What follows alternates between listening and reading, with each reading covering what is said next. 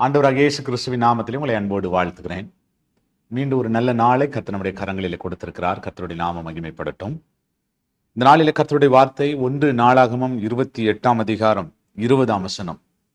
தாவீது தன் குமாரனாகிய சாலமோனை நோக்கி, நீ பலங்கொண்டு தைரியமாயிருந்து இதை நடப்பி, நீ பயப்படாமலும் கலங்காமலும் இரு. தேவனாகிய கர்த்தர் என்னும் என் தேவன் உன்னோடு இருப்பார். கர்த்தருடைய ஆலயத்தை கட்டுகிறதற்கு அடுத்த சகல கிரியைகளையும் நீ முடித்து தீரு மட்டும் அவர் உன்னை விட்டு விலகவும் மாட்டார், உன்னை கைவிடவும் மாட்டார். தாவீதுக்கு அப்புறம் சாலமோன் தேவ ஆலயத்தை கட்டும்படி ஒரு பெரிய பொறுப்பு அவனுக்கு கொடுக்கப்படுகிறது. அவனை தேடி வருகிறது.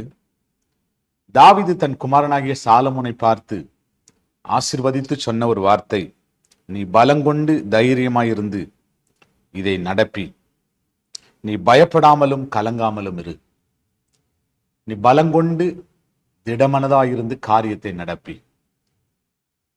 நிறைய நேரத்தில் நமக்கு முன்பாக வைக்கப்பட்ட ஒரு சவால் நிறைந்த வேலைகளை நாம் செய்வதற்கு நாம் பயந்து விடுகிறோம். இது நம்முடைய திராணிக்கு மிஞ்சின பாரம், திராணிக்கு மிஞ்சின வேலை என்று சொல்லி நாம் சோர்ந்து போய் விடுகிறோம். ஒருவேளை சாலமோனுக்கு இது அவனுடைய திராணிக்கு மிஞ்சின வேலையா இருந்தாலும் தாவீது சாலமோனை உற்சாகப்படுத்துகிறார். நீ பலங்கொண்டு தைரியமாயிரு, காரியத்தை நடப்பி. கர்த்தர் உன் கூட இருக்கிறார், கர்த்தர் உன் கூட இருக்கிறார். இன்றைக்கும் அருமையான தேவ பிள்ளைகளை, ஒரு பெரிய சவால் நிறைந்த உலகத்துல நீங்களும் நானும் வாழ்ந்து கொண்டிருக்கிறோம். இந்த காரியத்தை எப்படி செய்து முடிக்க போகிறோம், இந்த காரியத்தில் எப்படி வெற்றி பெற போகிறோம், இந்த காரியத்தை எப்படி நாம் ஸ்திரம்பட நிறைவேற்ற போகிறோம் என்கிற ஒரு பெரிய ஒரு கேள்விக்குறியோடு இன்னைக்கு நின்று கொண்டிருக்கிறீங்க. ஒருவேளை அது உங்களுடைய பிள்ளைகளுடைய திருமணமா இருக்கலாம், ஒருவேளை உங்க எதிர்கால வாழ்க்கையா இருக்கலாம், ஒருவேளை உங்க குடும்பத்தில் ஏதோ ஒரு பிரச்சனையா இருக்கலாம். ஒரு பெரிய சவாலா இது நின்று கொண்டிருக்கலாம். ஆண்டவர் சொல்றாரு, நீ பயப்படாதீங்க, நீ பலங்கொண்டு திடமானதா இருந்து நீ காரியத்தை நடப்பி. கர்த்தர் உன் கூட இருக்கிறார். அதே விதமா இன்றைக்கு ஆண்டவர் நம்மோடு கூட பேசுறார். ஆண்டவர் நம்ம கூட இருக்கிறார். நம்ம பலங்கொண்டு இந்த காரியத்தை திடமனதோடு செய்ய வேண்டும்.